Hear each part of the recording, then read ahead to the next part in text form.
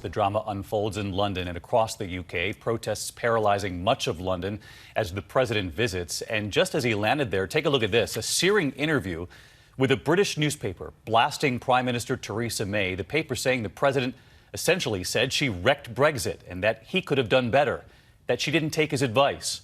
And then just hours later, he was side by side with her at a news conference answering questions, among them a reporter asking President Trump, "Is that what a friend does?"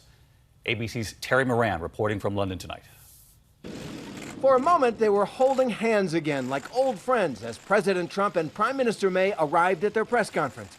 But right out of the gate, a question from the British press about the president's blistering interview criticizing the prime minister. You publicly criticized the prime minister's policy and her personally for not listening to you this week. Is that really the behavior of a friend? I didn't criticize the prime minister. I have a lot of respect for the prime minister. But listen to the tape and what the president said about May's plans for Brexit. That's Britain getting out of the European Union. I actually told Theresa May how to do it, but she didn't agree with it. She didn't listen to me. She probably went the opposite way. That's fine. You know, she should negotiate the best way she knows how.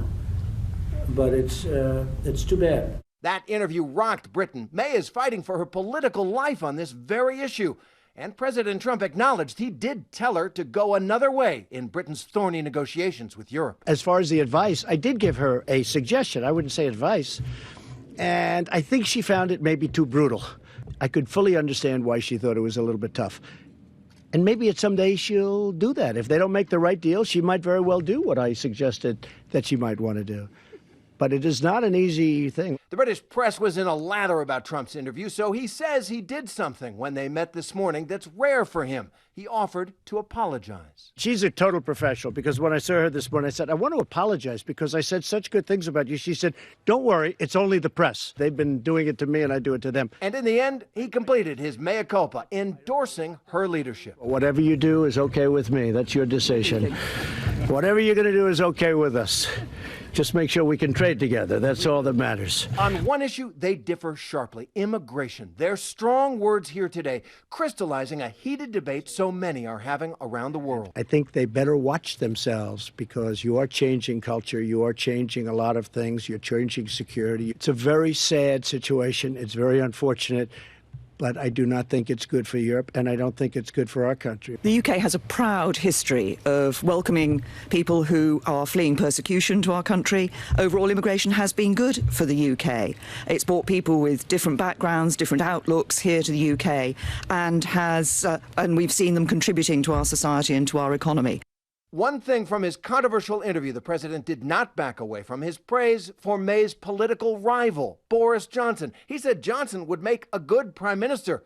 Today he repeated that. He's been very nice to me. He's been saying very good things about me as president. I think he thinks I'm doing a great job. I am doing a great job, that I can tell you, just in case you haven't noticed.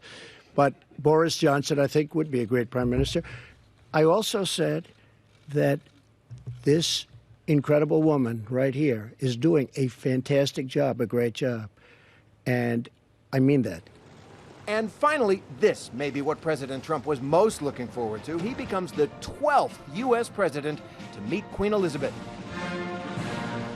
Donald and Melania Trump, their hands over their hearts as the band plays the American national anthem.